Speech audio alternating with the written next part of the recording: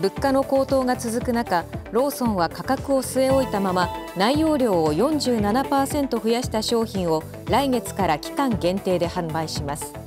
対象となるのはおにぎりやデザートなど12の商品で、来月6日から3週間にわたって販売します。来月は食品など4000品目ほどが値上がりすると予測されていて、ローソンでは商品の増量で消費者を応援したいとしています。